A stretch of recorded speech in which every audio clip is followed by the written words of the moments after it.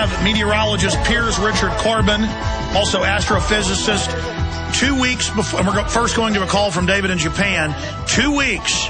And we have the ABC News article. Aaron's printing it right now. We found it during the break from 2005. 2 weeks before the last supermoon. That's when the moon is very close to the Earth. This can be the closest it's been to the Earth since 1992. That there is a clear connection with the moon being closer to Earth and tidal pull and super earthquakes and tsunamis. We know the moon controls the tides anyways. But we've got a true astrophysicist who specializes in lunar research joining us here in a moment. We also have record solar flares hitting the Earth. ABC News is now asking today, did supermoon cause 8.9 earthquake in Japan? So they just beat us to the article we're writing at Infowars.com. We'll talk to Piers Corbyn, who's actually on a bus right now. We caught him on his cell phone. We'll talk to the astrophysicist here in a moment, who's also a meteorologist. But right now, quickly, David in Japan, James, who just called in, had to get to high ground with his son and barely got away from this tsunami. Where are you in Japan? What can you tell us, David? I'm in Osaka, Japan, and I just wanted to say that on the local news reports we have here, they're reporting a lot of casualties. They're reporting it town by town, and it's 30 people here, 40 people there. It looks like there's going to be extremely high casualties from the tsunami because it's not just like the earthquakes, because Japan generally is very well prepared, has very good building codes in terms of earthquakes, but there's just no preparing for the effect of the tsunami. Luckily, where I am here in Osaka, the effect of the tsunami wasn't too strong. We were shielded, but in Tokyo and up north, there's been terrible casualties. And they say in the town of Sendai that there's been between 200 and 300 fatalities there. So it's probably going to go into the thousands, I think. Absolutely. Just like in the Indonesian situation that ended up killing over 200,000. For the first few hours, we heard 100, 200, 300. It's now above 300 dead in Japan. I would imagine from the devastating footage we've seen all over that coastal area of Japan, where you just see hundreds of houses just being slammed like paper boats, and factories and airports. Just exploding into fire. This is absolutely incredible. We've got to be praying for everybody there. I would guess that the death toll is probably going to be in the tens of thousands, ladies and gentlemen. Anything else, David, that you can add to us for us from Japan? Yeah, in relation to the nuclear reactor, that was what I wanted to ring you about. The first reports that came out, they said that they had there was an explosion in the coolant system and they weren't able to control number one reactor. Actually, that area where in Fukushima, where the nuclear reactor is, there's 6 nuclear reactors on the site. And they said they were able to shut down number 4 to 6. Number 2, the coolant system turned on properly. But number 1, they were not able to turn on the coolant system, and they made a report about that, and then afterwards they denied it, and now we're not sure what the situation is. Well, I've got the latest on that. Again, ABC News, Reuters as well. Pressure at damaged Japanese nuclear reactor rising with fears that there's no coolant going in. I mean, this is very serious. Earthquake damage Japanese nuclear reactor plant northeast of Tokyo has stoked fears of radioactive fallout unless the reactor core can be cooled, and renewed concern about the security of other nuclear facilities in the tsunami's path. If it blows, it could actually cause the other reactors to blow. And as you said, there's 6 there. This is a gigantic facility. Japan, of course, gets most of its power, like France, from the nukes. And this is the problem with nukes, folks. I love technology, but, you know, if I could have a coal-powered plant that just puts out carbon dioxide and water vapor, I'd rather have it than a nuke. And Texas has got a bunch of nukes in it. Well, thank you so much, David. Anything else you'd like to add? No, thanks, Alex. We're listening here in Japan, and you're having a big impact, so keep up the good work. Thanks a lot. Well, thank you, sir. Folks, we need to pray right now that they get the coolant into that thing. This is going to affect us, too. If it melts down and explodes, it's going to eject incredibly radioactive isotopes right into the jet stream, and they're going to orbit the Earth for the next 4 billion years or so. And Chernobyl devastated, thousands of square miles in its path. This is devastating, ladies and gentlemen. Any way you slice it. What is Japan, the earthquake-prone capital of the world, doing with literally hundreds of nuclear reactors? Look up how many reactors they've got. I believe it's close to 100. Austin has 2 nuclear reactors in it. Giant research reactors up at the J.J. Pickle facility. And I tell the idiot public this, and they laugh at me. And by the way, we're on a fault line here with 3 dormant volcanoes we're sitting on top of. They're not extinct, a lot of evidence shows. Okay, I'm going to shut up now and go to our guest who joins us from the roads there in England. He's on the road. Piers Richard Corbyn, meteorologist, astrophysicist, consultant, and owner of Weather Action. And he's hailed by CNN, Fox, BBC as the only guy who can predict with over 90% accuracy, some say 86% accuracy, a year out what's going to happen. They got 55 operating to supply power and a bunch of other research facilities, 52 light water, 55 overall. Mr. Corbyn, again, what is your accuracy a year out? I forget the exact number. And give us your view on ABC and others saying that did supermoon cause 8.9 earthquake in Japan? What is a supermoon, sir? Right. Well, our accuracy rate is 85% for extreme events forecasted many months ahead, and that's based on a combination of solar and lunar effects. A supermoon is when the moon is closest to the Earth and there's also it's so full on new. But basically, that situation gives you the strongest tidal effect. Now, the idea that the supermoon helps trigger earthquakes is absolutely correct. We agree with that, and we know there is a lunar signal in earthquake data. But we also know that to actually trigger an earthquake, it seems very helpful, you might say, if there is also major activity on the sun just preceding the moment where there will be some lunar effects in terms of tides. And by the way, Doctor... there was a big solar flare yesterday. I'm sorry, I interrupted you. It hit yesterday. The effect of it hit yesterday. Sir, I interrupted you because there was a little bit of time delay.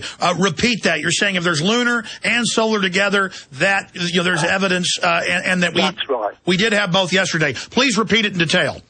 Yes, what you need to get a big earthquake is a combination of a lunar and solar effects. You need big events on the sun, and then those events affect the solar wind, and you need the solar wind coronal mass ejections to be directed to Earth. And yesterday, Earth was hit by a coronal mass ejection. And at the same time, it helps if you've also got extra lunar tidal effects on the Earth crust. And that's what we've got right now, so or near that. So that gives us what we're seeing. Well, sir, as a leading meteorologist and astrophysicist who specializes in lunar and solar study, there's a big debate raging right now with Discover Magazine. ABC says, did supermoon cause 8.9? They're reporting this is the biggest supermoon since 1992. Is that correct from your research? And some people... Yeah, well, it probably is correct, but you actually get quite a lot of lunar effects. I mean, the moon is closest to the Earth once every month. So you've then got to have other things for the moon as well, as I said, a new moon or a full moon. So when they say the biggest for a long time, they're also talking about the plane of the moon's orbit and so forth, such as if it's near an eclipse. So I think the details of how big isn't that important, just as long as you've got a significant moon and an extra hit from the sun. Because the earthquakes are things which are waiting to happen all the time, and it needs a trigger. And if there's triggers above a certain level, then they will come, and the combination of lunar and solar effects will give them. So the two magnify each other. That's right. Definitely. How does a solar coronal ejection, several, as you said, in the last week hitting, a big one hitting yesterday, how does the lunar radiation and winds affect the tectonic activities? Right. Well, we don't don't understand the details of how it all works, but we do know that when you get a coronal mass ejection hitting Earth, that there is a lot of geomagnetic activity. That is, the magnetic field of the Earth goes a bit wild. Now, that is connected to the Earth deep down. So, changes in that does involve forces, and that could encourage or tip the balance, which allows a tectonic plate to move that little bit that it is trying to go anyway. So all we know is that throughout history, there have been, even the ancients obviously knew this, they didn't know why, that the moon and the sun do tend to affect volcanoes and things like that.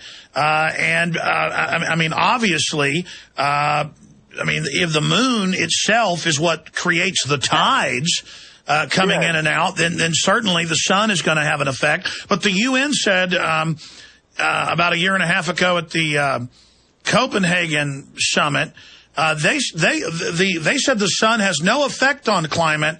Well, they would. The trouble is the whole of science has been corrupted by these CO2 nonsense. But before wasting any more time on that, I would just like to say a very interesting thing about the solar effect is that the biggest storms and the biggest earthquakes tend to come, curiously, when the solar activity on average is low, that is in solar minima, especially the odd to even minima, like we're now moving into or in cycle 24, but that's up in the history. They happen in those periods when there is also, so that's kind of quiet, and then you've got extra big events within that time, and those are the events which seem to trigger earthquakes more. But when you've got more solar activity, you seem to get a lot of littler, smaller earthquakes, rather than single big ones, which seem to happen around the solar minima, especially the odd to even minima, which is all quite interesting and kind of understandable when you think about, shaking of rocks or shaking sugar out of a jar and so on. It'll stick and then come out in lumps, and except when you have lots of little wobbles, then it doesn't come out in lumps. Well, so sir, that type of analogy helps us understand it anyway. Yes, sir. We're talking to meteorologist and astrophysicist Piers Richard Corbyn. You can check out his very important website at weatheraction.com. But, sir, I specifically brought up the UN because, as you know, with the earthquake in Haiti and some of the other earthquakes, Al Gore and others have come out, the UN has come out, and they have said that the earthquake is caused by global warming, when, from my research, but correct me if I'm wrong, there's really no evidence connecting CO2 in the a slow average to any type of big event. But we do have direct connections to solar and lunar events. So they're telling us the sun has no effect, so they can blame it all on humans and taxes. Well, that's right. They are mad, they are fools, they are charlatans, they are liars. And if you want to know more, hop on our website where we put up a thing at weatheraction.com on this very point. It's labelled under comments from me, the most recent comment from me on weatheraction.com. Absolutely. In closing, sir, and obviously you go over the science, you go over the math, 85% accuracy in your catastrophic predictions. I've seen the press report above 90 in some of the closer in predictions, not just a year out. The proof is in the pudding.